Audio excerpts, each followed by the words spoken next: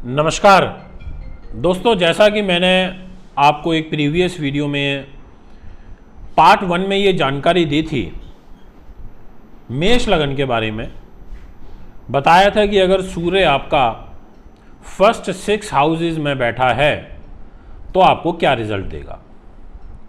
उसी क्रम को हम आगे बढ़ाएंगे और आज हम आपको 7th हाउस से लेकर और 12th हाउस तक की जानकारी देंगे मेष लगन में सूर्य के ट्रांजिट के।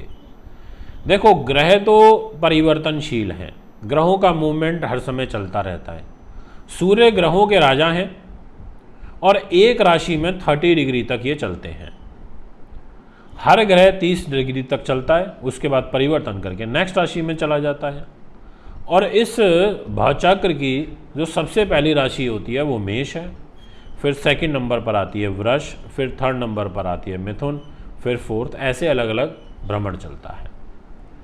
अभी जैसे सूर्य मिथुन राशि में चल रहे हैं फिलहाल, आज की अगर हम बात करें तो अभी मिथुन राशि में 1 महीने रहेंगे, उसके बाद मिथुन से कर्क में चले जाएंगे, यानी कि परिवर्तन हो रहा है। तो यही परिवर्तन फिर कुंडलियों में होता है। जो कुंडली के 12 घर होते हैं ना, अलग अलग खाने दिखाई देते हैं आपको ऐसे ऐसे, ये 12 हाउस हैं और ये भाव स्थिर हैं, इनमें कोई बदलाव नहीं होता, ये जैसे हैं ऐसे ही रहेंगे।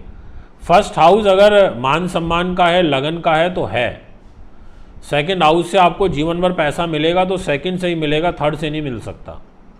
ऐसे ही थर्ड हाउस साहस पराक्रम का है तो वो रहेगा। फोर्थ हाउस सुख साधन, प्रॉपर्टी, वाहन, जमीन जायदाद, राजनीति, संतान, ये आपके माँ का है तो है, ये नहीं बदल सकता। इसमें ग्रह आकर के बैठेगा या इस घर का जो स्वामी बनेगा वो अपना फल कैसा देगा, डिपेंड उस बात पे करता है। और वही हमें आज आपसे डिस्कस करना है। आज की इस मेरी वीडियो से आपको ज्योतिष सीखने को मिलेगी। आपको ये सीखने को मिलेगा कि आखिर एस्ट्रोलॉजी वर्क कैसे करती है। राशिफल बताने वाले तो बहुत हैं, मैं आपको आज सिखा रहा हूं। मैंने प्रीवियस वीडियो में भी आपको बताया और आज फिर बताऊंगा और डिटेल में आपको जानकारी दूंगा। इसलिए वीडियो को आप पूरा सुने, हमारे इस प्लेटफॉर्म से जुड़ें और लोगों तक हमारी आवाज़ को पहुंचाएं ताकि और भी लोग इसको समझ सकें, ज्योतिष को एज ए विज्ञान समझ सकें। वेदों के 6 अंग हैं, उनमें एक ज्योतिष है। इसलिए कोई ये कहे कि मैं ज्योतिष को नहीं मानता तो ये कहना उचित नहीं रहेगा। यानी कि वो वेदों पे ही प्रश्न उठा रहा है, इसका मतलब वेदों को नहीं मानता। ये प्रॉपर साइंस है।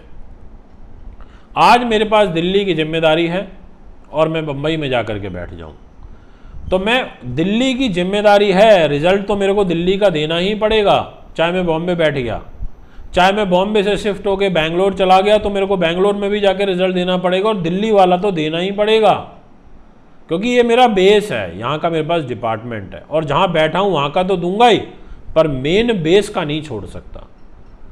तो ऐसे ही आज मैं आपको सबसे पहले तो ये बता देता हूँ कि सूर्य क्या हमारे साथ जीवन में करते हैं, फिर हम उस फल को डिस्कस करेंगे जो हमें आगे कंटिन्यू करना है मेष लगन में सूर्य का। सूर्य जो है ना दोस्तों, वो आत्मा है।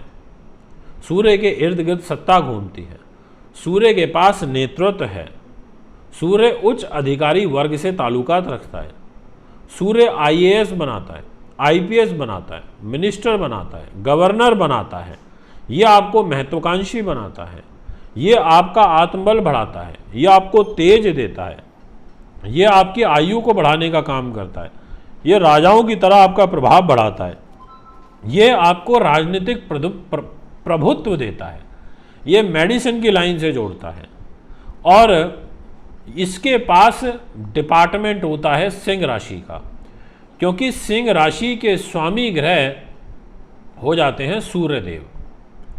इसीलिए मेष लगन में सिंह राशि पड़ती है 5th हाउस में, पंचम भाव में, और वहां पर पंचम भाव के स्वामी होकर के सूर्यदेव अब गोचर करेंगे 7th हाउस में। अब 7th हाउस में इनका बैठना, सप्तम भाव पर इनका फल देना, इसका रिजल्ट थोड़ा अच्छा नहीं रहेगा। अब क्यों नहीं रहेगा? पंचम भाव क्या है?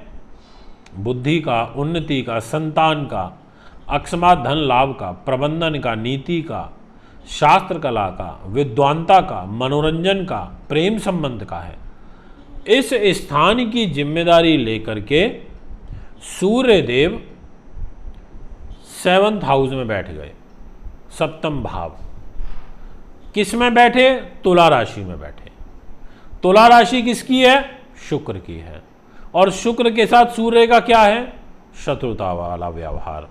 अब यहां पर मेष लग्न में पंचम के स्वामी सप्तम भाव में हो जाने के कारण अच्छा रिजल्ट नहीं देंगे। और उसके 2 रीजन हैं।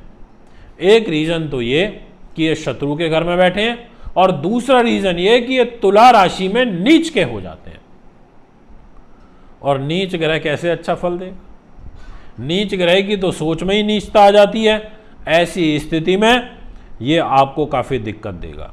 ऐसी स्थिति में ये आपके आजीविका के लिए बहुत आपसे कठिन परिश्रम कराएगा। आपका संतान के साथ नहीं चलने देगा अच्छे तरीके से व्यवहार। आपके दाम्पत्य जीवन को डिस्टर्ब करेगा। आपको व्यवहार का कुशल जरूर बनाएगा, पर आप अगर साझेदार के साथ मिलकर काम करते हैं, आपका पार्टनरशिप में चल रहा है काम, तो वो डिस्टर्ब होगा। पार्टनर से आपको धोखा मिलेगा। आपको उच्च शिक्षा के अंदर विघ्न बाधाओं का सामना करना पड़ेगा। ऐसा योग बनेगा। ऐसा क्यों? क्योंकि पंचम भाव की जिम्मेदारी है, तो उसका तो रिजल्ट देना ही पड़ेगा ना। और जहां बैठे हैं वहां नीच हो गए, तो यानी कि एजुकेशन तो बाधित होगी, इसमें कोई दो राय नहीं है। पेट को भी खराब करेंगे, आंखों से संबंधित रोग भी दे सकते हैं, मान सम्मान को भी हानि पहुंचा सकते हैं। और साथ में स्त्री या पुरुष, यानी कि लड़की की कुंडली है तो पति, लड़के की कुंडली है तो पत्नी, इनके साथ जो पारिवारिक सुख होता है उसमें काफ़ी कष्ट परेशानियां झेलनी पड़ेंगी। और शुभ ग्रहों से युक्त हुआ तो बेशक लाभ मिल सकता है, तो बेशक ये आपको सपोर्ट कर सकते हैं, अन्यथा तो ये आपको बर्बाद कर देंगे। अन्यथा तो ये आपको सुनीच सूर्य रिजल्ट नहीं देंगे। और सूर्य परम नीच होता है 10 डिग्री पर।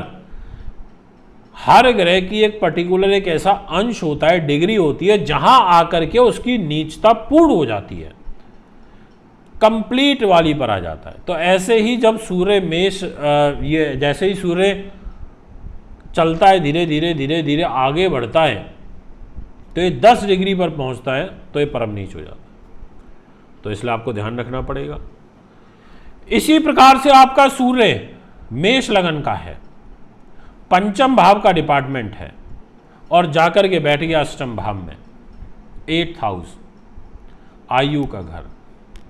अब आयु के घर में आपका बैठा है। आपको सोची हुई योजनाओं को सही रूप में अमल करने में बाधाएं आएंगी।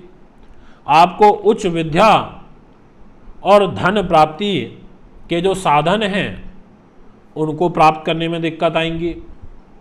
आपको घरेलू कलह और कलेश आपके विशेष रूप से तनाव का कारण बनेंगे। आपका जो मन है वो काफ़ी अशांत रहेगा। संतान का स्वामी है, बुद्धि का स्वामी है, उन्नति का स्वामी है।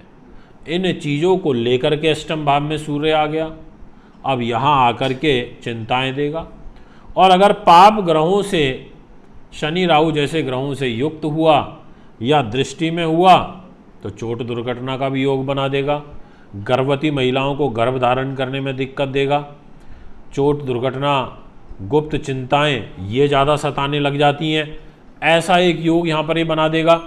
तो कहने का अर्थ ये हुआ कि आपको बहुत ध्यान रखना पड़ेगा। अष्टम भाव में चला गया। अब अष्टम भाव के अंदर वृश्चिक राशि रहेगी, और वृश्चिक राशि मंगल की ही है। गया तो मित्र की राशि में, पर चला तो गलत जगह गया ना। अब ज्योतिष में छठा भाव, अष्टम भाव और 12वां भाव तो अच्छा नहीं माना जाता। अब इस घर में बैठ करके ये परेशानी दे देता है, पीड़ा दे देता है, तकलीफ दे देता है। इस बात को समझने की आवश्यकता है। मेरा विश्वास है अगर डिस्प्ले में कुंडली के माध्यम से आप समझते हैं तो आपको बहुत अच्छा रिजल्ट मिलेगा। आपको इस समझ में आएगा कि आखिर एस्ट्रोलॉजी वर्क कैसे करती है। अब मैं आपको बताऊंगा कि यही मेष लगन है, पंचम भाव का स्वामी सूर्य है, और यही सूर्य 9th हाउस में बैठ गया, और 9th हाउस जो होता है वो त्रिकोण का होता है, यानी कि नवम भाव, और डिपार्टमेंट है पंचम का, और पंचम भाव भी त्रिकोण होता है, यानी कि त्रिकोण का स्वामी होकर के त्रिकोण में 9th हाउस के अंदर बैठेगा, और वो भी गुरु की राशि में बैठेगा, धनु राशि में बैठेगा। तो ऐसी स्थिति में 9 नंबर की राशि में बैठ करके इसको यहाँ पर बल मिल जाएगा। देखिए कितना रिजल्ट में फर्क आ रहा है, लगन वही है मेष, पर सब में अलग अलग रिजल्ट हो रहा है। ऐसे यहाँ ये बड़ा जबरदस्त फल दे देगा आपको, इतना अच्छा फल दे देगा कि आप कल्पना भी नहीं कर सकते, आप सोच भी नहीं सकते। आप ये कहोगे कि ग्रहों का इतना जबरदस्त प्रभाव होता है हमारे जीवन में। एक तो स्थान बहुत अच्छा है पंचम भाव, और बैठ भी नवम में गया त्रिकोण में, आपको आपके व्यवहार का कुशल बना देगा, आपको परोपकारी बना देगा, आपको धार्मिक बना देगा, आपका हेल्पफुल नेचर रहेगा, आपके अंदर सात्विक जो गुण होते हैं उनका समावेश देखने को मिलेगा, आप भगवान के प्रति भक्ति में दिखाई दोगे, आपको पैतृक संपत्ति से लाभ मिलेगा, पुत्र का पौत्र संतान प्राप्ति का योग बनेगा, आपको उच्च शिक्षा विशेष रूप से प्राप्त होगी, आपको विदेशों से विशेष रूप से लाभ प्राप्त होगा, आपको संतान सुख की प्राप्ति होगी, आपके ऊपर विशेष कृपा रहेगी, क्योंकि ये त्रिकोण का मालिक होकर के नवम भाव में बैठा है, मित्र की राशि में बैठा है, धनु राशि में बैठा है, आपको तमाम प्रकार के सुख देने का काम करेगा।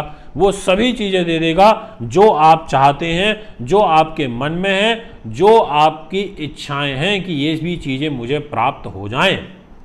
और यही अगर शनि राहु से पीड़ित हुआ, उनकी दृष्टि में हुआ, तो क्या करेगा, इस प्रकार के फल में कमी कर देगा। फिर राह को चैलेंजिंग बना देगा, राह में मेहनत ज़्यादा करनी पड़ेगी, तब जाकर के आपको रिजल्ट मिलेंगे। ये मैं आपसे कहना चाहता हूँ। दोस्तों, अब मैं आपसे बात करना चाहता हूँ नेक्स्ट, यानी कि सूर्य 10वें भाव में बैठ गया, 10 नंबर राशि में बैठ गया, कर्म भाव पर बैठ गया।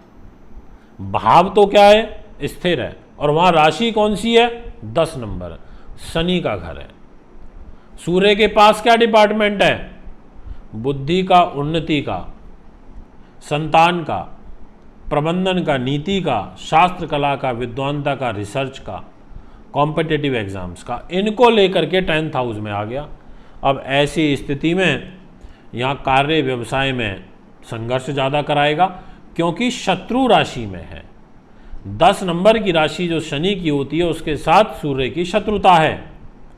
अब ऐसी स्थिति में मेहनत, कठिनाइयाँ ज़्यादा हो जाएगी, उन्नति के मार्ग में बाधाएं उत्पन्न होंगी, बहुत ज़्यादा तपस्वी जीवन हो जाएगा, विदेशों से संबंधित जो लाभ है वो प्राप्त होगा। अगर विदेशों में आप बैठे हैं, वहाँ बैठ के काम कर रहे हैं, धन अर्जन होगा, पर आपके कार्यों में अड़चनें ज़्यादा आएंगी, कष्ट ज़्यादा आएंगे। अब ये बैठे मकर राशि में है 10वें भाव में, और इस स्थान का स्वामी शनि बनता है। मान लो शनि पीड़ित हुआ, मान लो शनि खुद भी कमज़ोर हुआ, तो फिर ये आपको और ज़्यादा परेशान कर देगा। फिर आपके खिलाफ डिपार्टमेंटल इंक्वायरी हो जाएगी।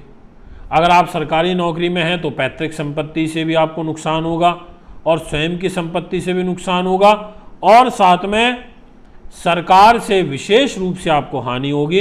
अगर आप व्यवसाय करते हैं तो आपको व्यवसाय में अड़चनें आएंगी। इस प्रकार के जो ग्रह गोचर, ये योग बनेंगे, वो यहाँ पर दिखाई पड़ेंगे।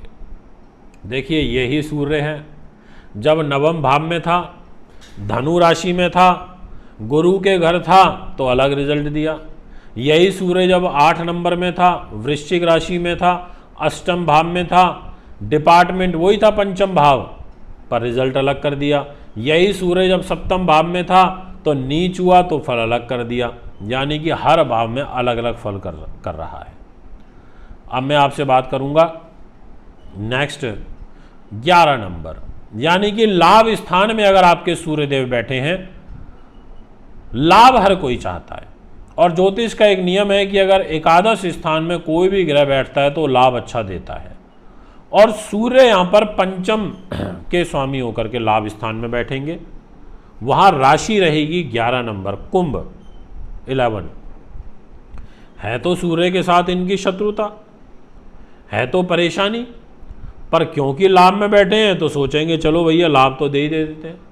आपको गुप्त युक्तियों से पैसा आएगा, गुप्त धन प्राप्त होगा, कार्य व्यवसाय में बाधाएं उत्पन्न होंगी, कठिन परिस्थितियों का सामना करना पड़ेगा, बड़े भाई बहनों के साथ में आपके संबंध खराब रहेंगे, धन प्राप्त करने में दिक्कत आएगी, आप बुद्धि से तीव्र जरूर हो जाएंगे, लॉजिकल सोच हो जाएगी, क्योंकि जहां 11 नंबर में सूर्य बैठेंगे वहां से उनकी सप्तम दृष्टि खुद अपनी ही राशि सिंह के ऊपर आएगी।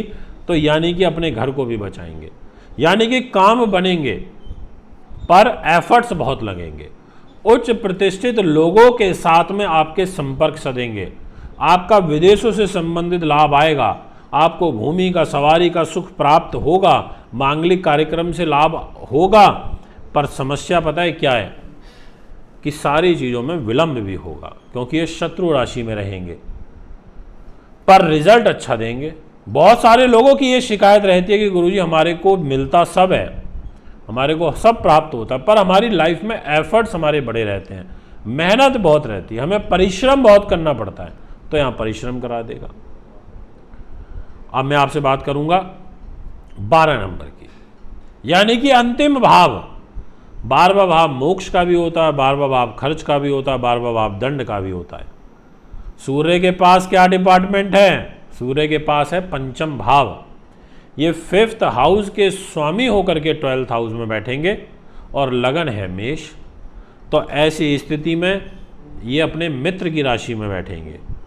12वें भाव में 12 नंबर लिखा हुआ है, यानी कि मीन राशि के अंदर, यानी कि गुरु की राशि के अंदर बैठने से आपको सोची हुई योजनाओं में बाधाएं आएंगी, विघ्न बाधाओं का सामना करना पड़ेगा, परंतु धार्मिक जीवन में रुचि बढ़ेगी, धर्म कर्म के कार्यों से आपको लाभ प्राप्त होगा, आपकी दीर्घ योजनाएं जो हैं वो बनेंगी, विदेशों की योजनाएं बनेंगी, व्यय अधिक होगा, पर उच्च शिक्षा और संतान सुख में अर्चनों के बाद सफलता प्राप्ति के योग बनेंगे। और सूर्य यदि पाप प्रभाव में हुआ या फिर पाप युक्त हुआ तो ये 12वें भाव आँखों का भी होता है, तो आँखों से संबंधित, मस्तिष्क से संबंधित जो विकार है वो यहाँ पर आपको लग जाएंगे और अत्यधिक उलझनों के बाद धन प्राप्ति के अवसर मिलेंगे।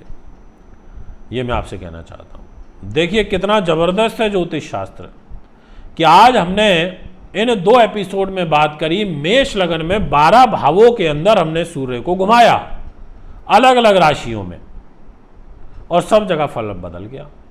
जहां मित्र की राशि में थे तो वहां मित्र वाला फल दे दिया, जहां शत्रु की राशि में थे वहीं पर प्रॉब्लम क्रिएट कर दी, जहां पर नीच हुए वहां नीच राशि वाली दिक्कत दे दी। अब मैं आपको जानकारी दूंगा कि आखिर मेष लगन की जो स्त्रियां हैं वो कैसी होती हैं। ये बहुत ज़रूरी है जानना, हर किसी के मन में होता है। ये वीडियो पुरुष के लिए भी और स्त्री के लिए भी है। और अब मैं विशेष रूप से स्त्रियों की बात कर रहा हूँ कि अगर आप मेष लगन की हैं, महिला हैं, तो उनकी जो आकृति होती है, जो शारीरिक संरचना होती है, ध्यान से समझना, मध्यम कद होता है, संतुलित और आकर्षक होती हैं। इसके अलावा अगर आपके कुंडली के अंदर मंगल का, राहु का, या आपका मंगल जो है वो चंद्रमा से शुभ स्थिति में हो, तो ऐसे जो स्त्रियां होती हैं वो काफ़ी आकर्षक हो जाती हैं और उनके केश काफ़ी घने होते हैं, व्यक्तित्व प्रभावशाली होता है, उत्साहवर्धक होती हैं, काफ़ी एक्टिवली वर्क करती हैं, महत्वाकांक्षी होती हैं, आदर्शवादी सोच रखती हैं, ऐसा व्यवहार यहाँ पर बन जाता है। और यहाँ पर पार्टनर के प्रति जो व्यवहार होता है वो बड़ा एक मिला जुला सा रहता है। पार्टनर के प्रति एक थोड़ा सा आक्रामक सा व्यवहार भी यहाँ पर देखने को मिलता है मेष लगन की जो स्त्रियाँ होती हैं उनके अंदर। विशेष रूप से अपनी इज्जत का उनको बहुत ज़्यादा स्नेह होता है, इज्जत से, यानी कि अपनी इमेज के साथ, अपनी प्रेस्टीज के साथ में किसी भी प्रकार का कॉम्प्रोमाइज़ करना पसंद नहीं करती, ऐसा दिखाई देता है। और इसके अलावा जो गृहस्थ जीवन होता है वो यहाँ पर संतुलित चलता है, संतुलित तरीके से चलता है, यानी कि अपने परिवार को वो चला लेती हैं, सही रूप में चला लेती हैं, ऐसा यहाँ पर दिखाई पड़ता है। थोड़ा स्पष्टवादी सोच की होती हैं, जो होगा मुंह में वो बोल देंगी, उसको ज़्यादा रखना पसंद नहीं करती, और अपने भाई बहनों के प्रति उनका एक विशेष प्रेम होता है, एक सद्भाव होता है, ऐसा भी कहती है। और संवेदनशील भी होती हैं। और मेष लगन की जो स्त्रियां होती हैं उनका सबसे बड़ा जो मेरे को एक प्लस पॉइंट लगता है वो ये कि आशावादी दृष्टिकोण के साथ में अपने जीवन को आगे लेकर के बढ़ती हैं। तो दोस्तों, आज अभी हमने एक पार्ट कंप्लीट किया है मेष लगन में सूर्य का। आगे आने वाले एपिसोड में अब सूर्य की बात हो गई तो हम दूसरे ग्रह की बात करेंगे और उसको मेष लगन में अलग अलग जगह पर घुमा करके आपको समझाएंगे। तो अगर आप भी आपको पसंद आई तो आप ज़रूर हमसे जुड़ें। नमस्कार, धन्यवाद।